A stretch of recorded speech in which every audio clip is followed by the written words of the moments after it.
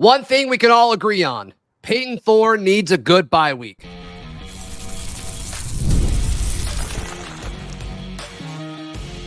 You are Locked On Auburn, your daily podcast on the Auburn Tigers. Part of the Locked On Podcast Network, your team every day.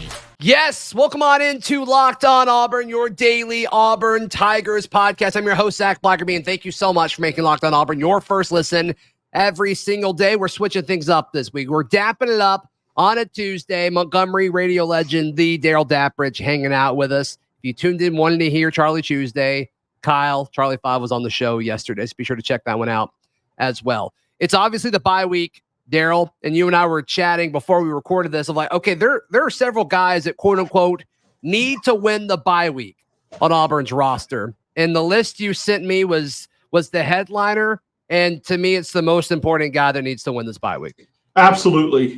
Payton Thorne for a variety of reasons. And look, there are situations where a majority of the team needs the bye week, but there's a difference between needing a bye week and winning the bye week. And that's why I think what you came up with is so very intriguing. It challenged me. And every once in a while too, Zach, there's guys that are like, dang it, I don't want the bye week. I'm playing really well. In this case, Payton Thorne is candidate number one for a couple of reasons. Yeah.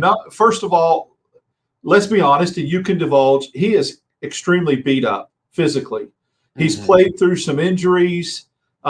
He is absolutely beat up, and you can just tell some of the hits he's taken as to why. So physically, he needs the bye week just to heal because people don't realize how much pain. Yeah, toughness is certainly a thing that I will never question Payton Thorne on. The toughness and that mental, physical grit is certainly there. I don't think people realize how banged up he is.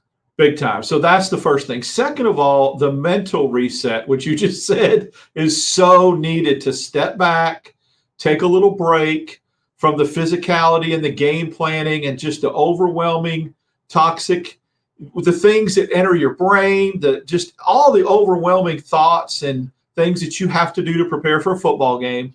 It's nice he's a human being. So it's nice to give yourself a little break, a mental break, and refresh. So look, just because I'm stating these facts about Payton Thorne, I don't want anyone to misconstrue that I still hold him accountable for performance. I'm not being a fanboy. These are facts. He needs some time to heal physically, mentally, and then maybe get some things worked out from a play calling standpoint and get some of those kinks worked out on reads and what to see here. And, those film sessions that Hugh Freeze talks about where they sit there and break down 15 different plays. If you can do that for 2 weeks and just kind of sit back and watch things and learn, use this as a learning curve, I think it'll really benefit him coming out of the bye week. I think he has possibility to then win the bye week. I hope so.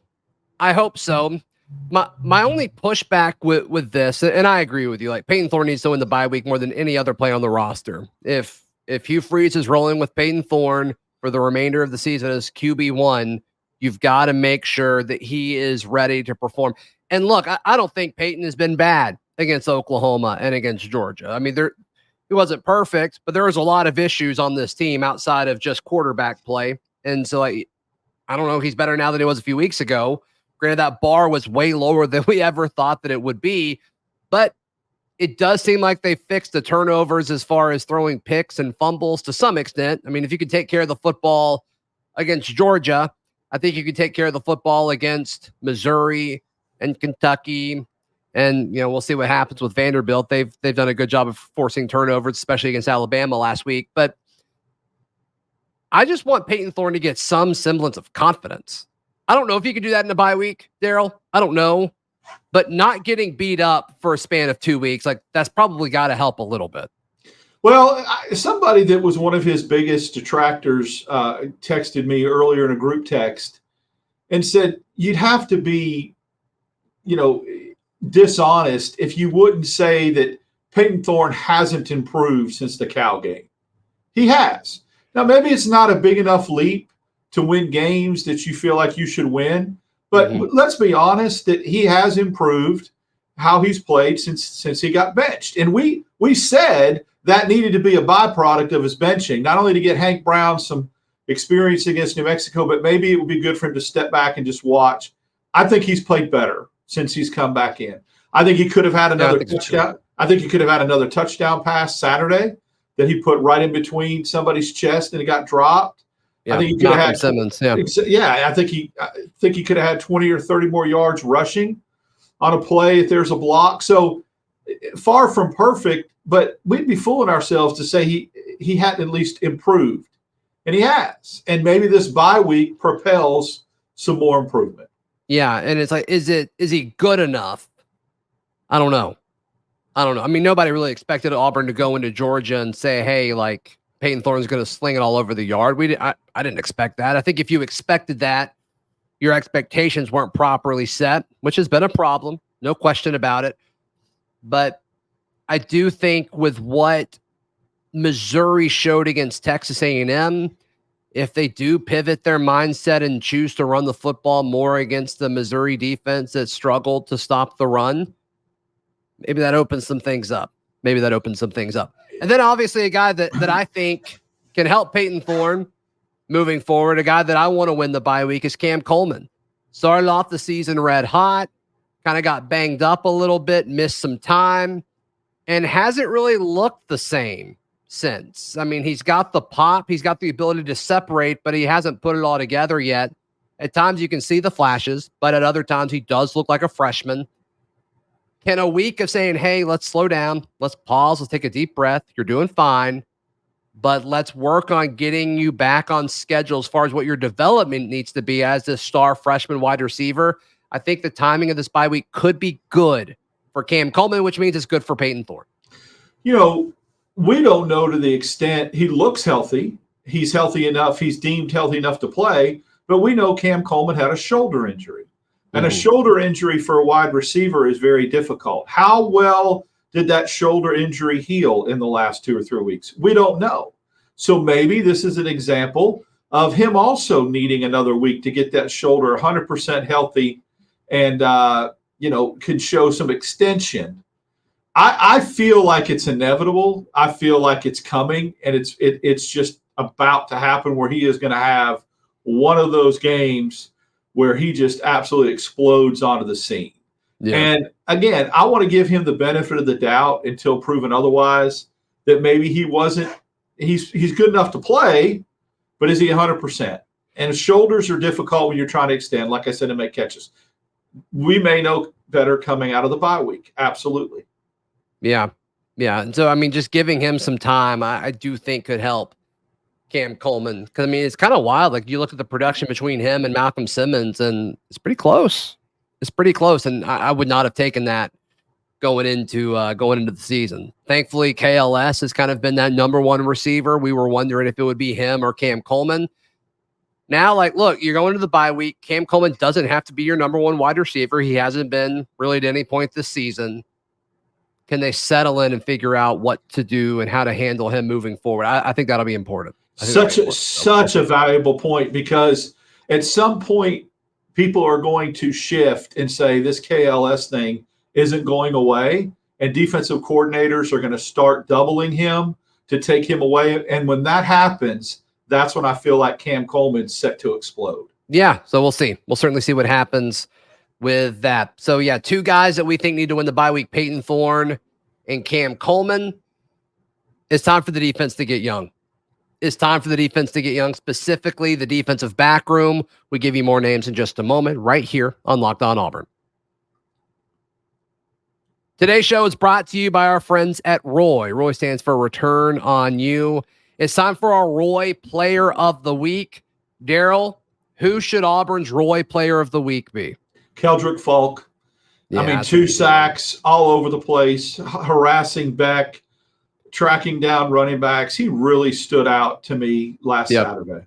Yep. No question about it. So we're putting $100 on Keldrick Falk right now through Roy, the ultimate platform where you get to directly support your favorite athletes. Download Roy on the iOS or Google Play Store. No middleman, no collective.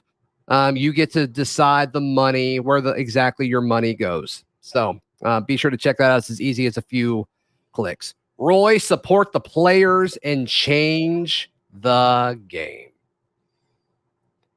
Thank you so much for making Locked On Auburn your first listen every single day. Hey, for your second listen, there's a new national college football show on the Locked On Podcast Network, hosted by yours truly. It's called The 3 Point Stance. It's on the Locked On College Football feed.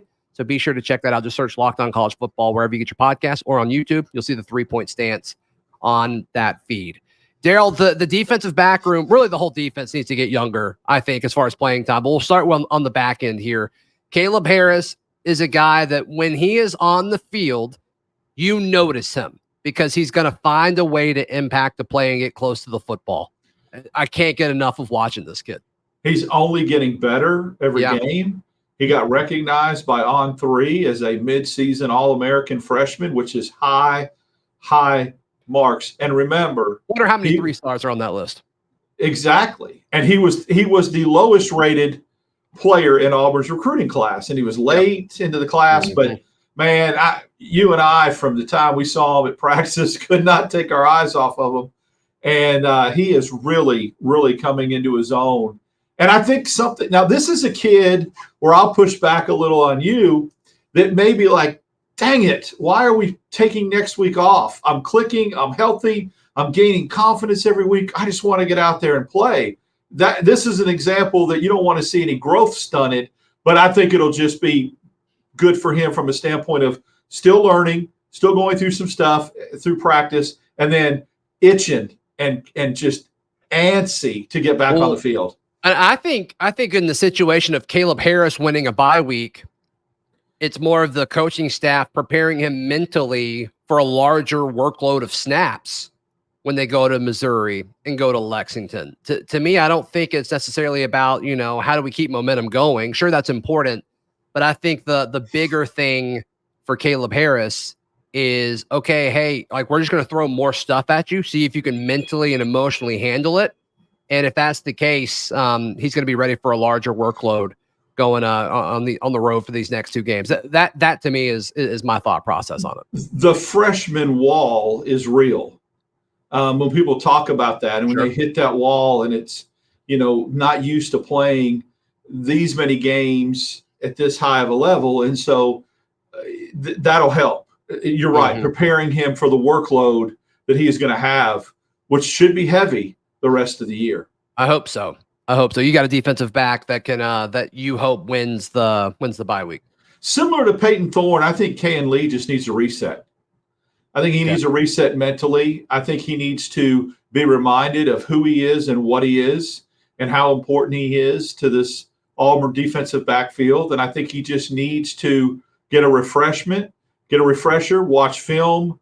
I don't know if it's a physical thing, but he needs a reset in that defensive backfield because Crawford has absolutely come on that other end and has given Auburn what they've wanted in a formidable defensive backfield. But Kayan Lee has just not been what some games he's locked down the field, but I just think the last two have been tough. They've been tough, and he needs to go to another level. And I think the bye week will help him. Just like I said, you hit the reset button and you kind of get some what's called self-reflection. Yeah. And get back out there, and the coaching staff can use this to motivate, to reinvigorate, revitalize him and just kind of get him going again. Yeah. I mean, Kayan Lee's a guy that I think the world of. In the last two games, he has not been sharp by any stretch of the imagination. Makes you wonder if more was thrown on him with Keontae Scott changing positions. Like, does that role as cornerback one change things, or has it been more things for him to think about? I don't know. But Kayan Lee is a better player than the way he's been playing over the last 2 weeks. And so does a bye week help with that? I don't think it's going to hurt. Darrell. I'm going to throw out another defensive player that I think is going to be a winner of the bye week, and that's Demarcus Riddick. Once again, like these young guys that have been getting more and more playing time as the season's gone on at linebacker, I just haven't been too impressed with a lot of the play of the veteran linebackers. I know we all love Eugene Asante, but I thought he would be better this season. We all love Austin Keys. I thought we'd see more of him. Dori Mayusi, he's getting a lot of slack from people. I think from a strict eye test point of view, I mean, a big chunk of the time he seems like our best linebacker. So I'm not going to pile on Dorian Mausi, but I think Demarcus Riddick is better than those guys right now. Mentally, he may not know as much of the calls and the checks and play recognition, but as far as just general feel for the game, you've got to find a way to make sure Demarcus Riddick is prepared this week for the rest of the season. Absolutely.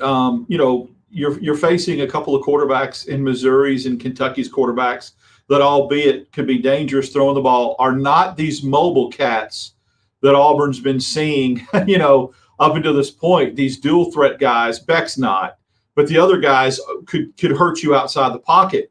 Having a guy that you can just say, pin your ears back and go to the quarterback and not be afraid of over pursuing because he's going to hurt you on the edge. And the Missouri quarterback and Vandergriff at Kentucky are those guys, are more pocket passers. This is the time to let him work on that and his technique, coming off the edge and just blowing people up. And I think that he could benefit coming out of the bye week with more confidence, knowing you're going to play more snaps. And here's what we're going to do to utilize you as a weapon.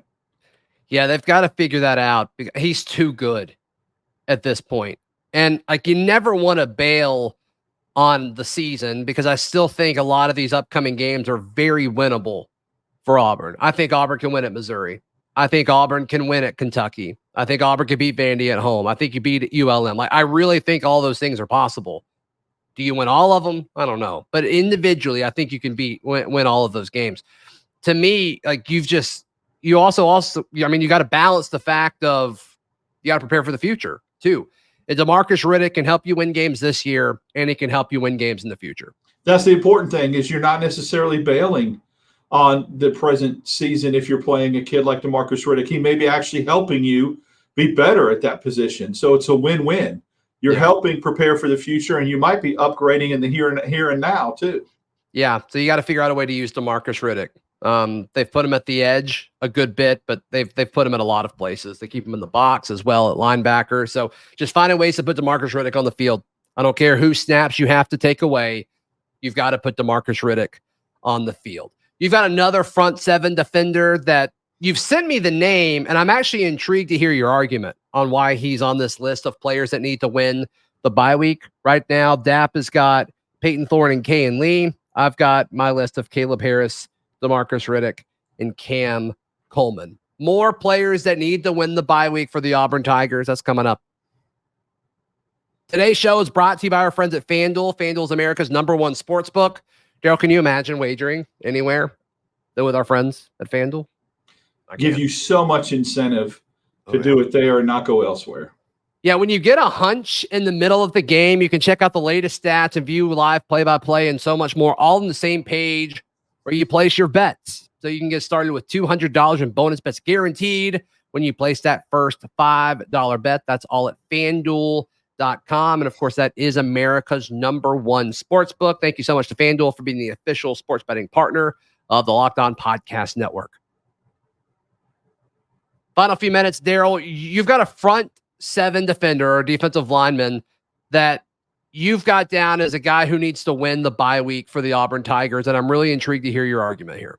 Yeah, I chose Keldrick Falk, and it's simply for one reason and one reason only. He looked banged up against Georgia. A couple times he was on all fours on the field, had to come off.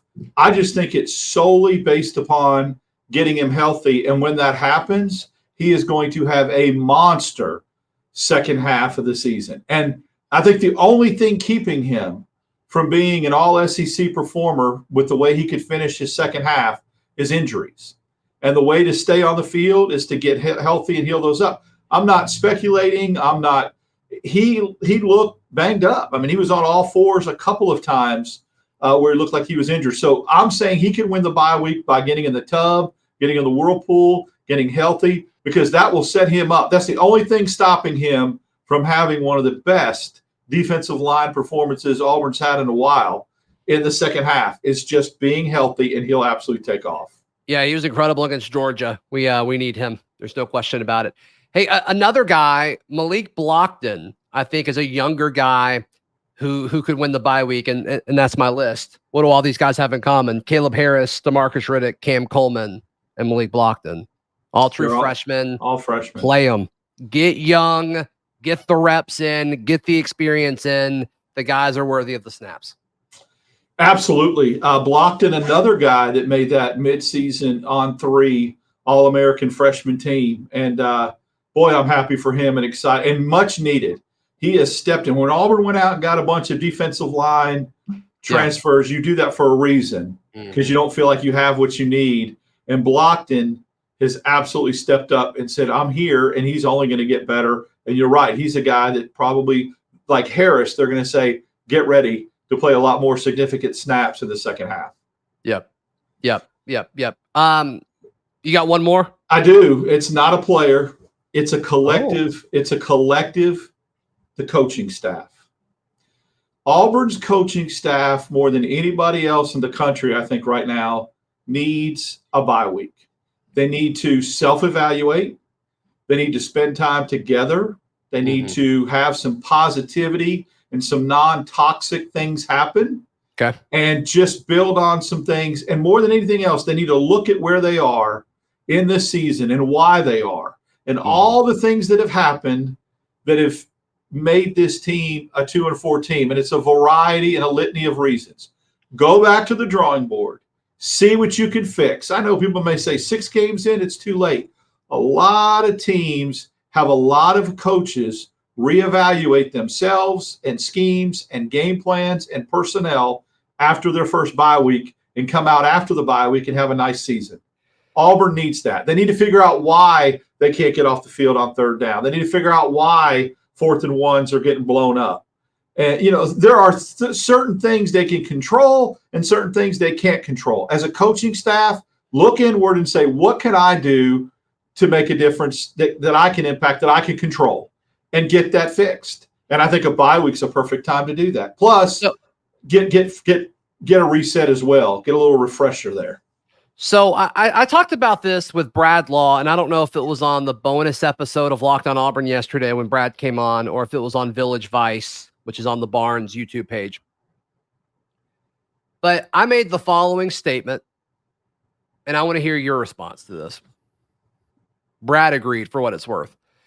I said, look, there's a lot of strengths to really, for a head coach to firmly believe in what he's doing.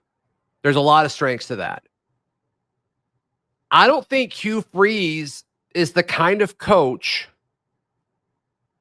to pivot away from what he believes in offensively. Defensively, sure. If you're going to try to figure out how to get off the field on 3rd down, whatever, I'm totally fine with that. But for offense, like we're all asking, like, why is Jarquez Hunter not a larger part of the offense? I can't see a bye week triggering this massive shift when you talk about offensive identity for the Auburn Tigers this season. I don't see it happening. I don't see some big shift on the offensive side of the ball happening just because it's a bye week. No, I don't think you're going to see a major philosophy shift, but I think what you will see are some tweaks. You may see some things reduced, and you may see some things added. I'm not talking about a monumental shift, but I'm talking about a little bit of a adjustment here, a little bit of an adjustment here, a tweak there that hones in and refines. If Hugh Freeze, who believes in running the football, looks at giving Jarquez Hunter 12 touches as a huge, huge philosophical difference, then something's wrong. I'm not saying go from 12 to 30. I'm just saying, dadgummit, go from 12 to 18. Go from 15 to 20. And I get it. You fell behind, so you got to throw it. But you made the argument on the post-game reaction show that went away from it way too early. They were behind, but they still could have run the football. So is it Hugh Freeze's philosophy to throw to the tight end, Zach? Yes. Are they doing that enough? No. That's a tweak that he could make and say, what are we doing? Why am I missing the tight end? Why am I not throwing to the tight end as much? What fronts are they giving me? What are they showing me that, just because 10 for Arkansas steps in front of it and houses it, you don't stop, you don't go away from it. He made a heck of a play along the sidelines, Fairweather did. That's the only time I think he was targeted the rest of the game. Go back to it. You know that throwing to the tight end has buttered your bread in the past. You know, having a successful running game has done that. So those are the kind of tweaks. Look at that and go, why did I go away from that? I got caught up in the game. I got caught up in the game plan. I need to stop that. I need to stick to what I feel like works. And some of the things he's not doing is in Hugh Freeze's philosophy that works. That's all I'm saying. Get back to add that back in. You know, don't get so caught up in, I got all these freshman receivers that I got to keep happy, so I got to throw it to them 15 times. I don't know. There's a plan there and a formula there that's been successful that he has gone away from. So maybe it's just going back to. Maybe. It's also a little odd because I agree with him. Like, I don't think the scheme is bad. I think guys are open. I think just bad things are happening. And it all comes back to Auburn not having any level of composure whatsoever. And you don't fix that in a bye week. Auburn's not going to all of a sudden be clutch because a bye week happened. But as a head coach, at this point, you know your team's not clutch. You know your team doesn't have any level of composure to it on either side of the football. Does that change how you game plan? Do you make it simpler? I don't know. Well, I'll tell you, when you talk about scheme real quickly, I think two things show that it is working and it is effective. You know, the drive they had where we talked about Simmons dropped the ball in the end zone was a really, really well-run drive. The drive before the half was perfect.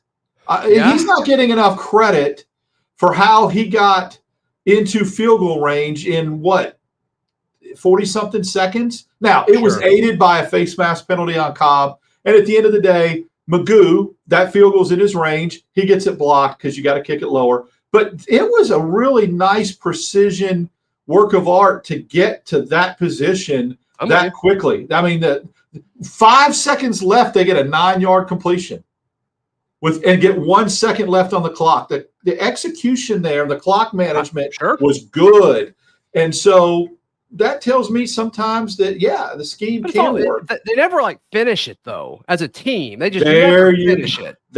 It's like finishing. It's like you get somebody and then Magoo misses or gets it blocked or what. And it's just, if they do a video, which you usually typically don't do a highlight video in losing seasons, the story would be, it could be a two-parter: self-inflicted, shooting yourself in the foot, and can't finish. And I think they're related. There's a correlation there. They do things that keeps them. They get in their own freaking way. That's the problem. You're right. They haven't finished drives, things that they get right to the precipice and then don't finish. Maybe the off week helps in some of that. Maybe. I hope Maybe. so. I don't know. I hope so. I mean, we're pulling for him more than anybody. I hope so. Darrell, how can people check out everything you've got going on? Follow me on X, Dap6410, Instagram, Darrell Dapp, and then I'm with you typically Wednesday, Fridays. No reaction show this weekend. But if anything pops, any recruiting news or anything like that, we'll be together for it. Yeah, I think so. Be on the lookout for that for sure. Hey, please like the video. Please subscribe to the channel. We'll see you next time. This has been Locked On Auburn.